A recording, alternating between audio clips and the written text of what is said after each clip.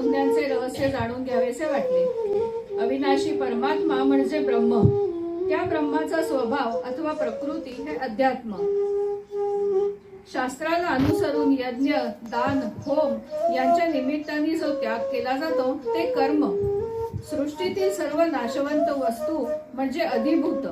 आपल्या शरीरातील आत्मा म्हणजे अधिदैव आणि देहात विष्णू रूपाने राहणारा सृष्टीचक्राचा प्रवर्तक आणि फलदाता तोच अधियज्ञ असं भगवंत सांगतात.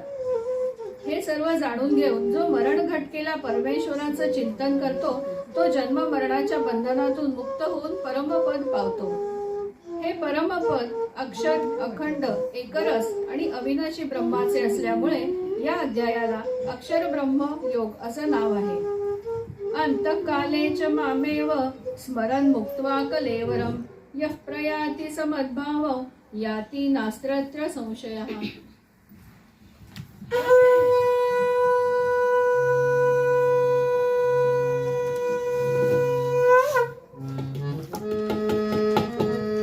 श्री भगवान सांगतात, वाचली वाटे मला मीच ही गाढवा पुढे गीता. रामाची कोण सीता पुसशी, रामाची कोण सीता, रामाची कोण सीता. ब्रह्म काय अन कर्म काय ते काय असे अध्यात्मी.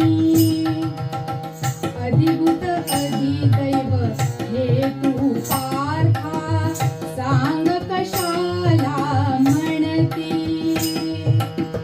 संशय शंका प्रश्न तेच ते पुन्हा पुन्हा तुझ पडता. रामाची कोण सीता,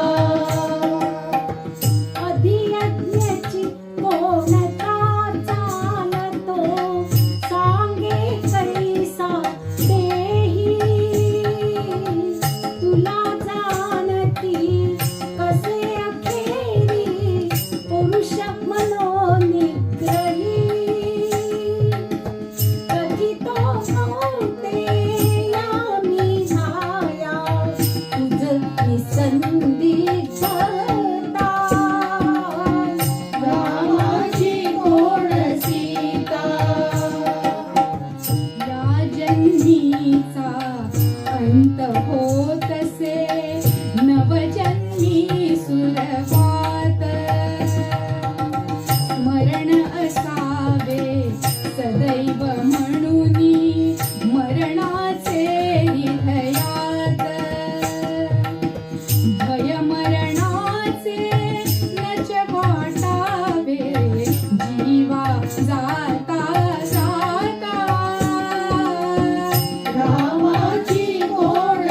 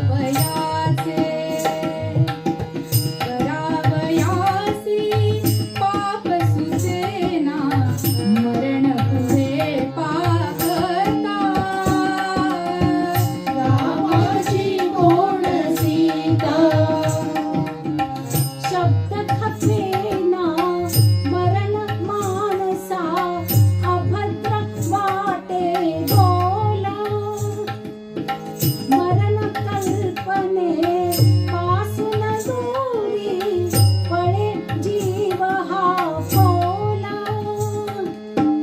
परी रोज पावले चालली तरीही मृत्यू पंथा रामाची गोड सीता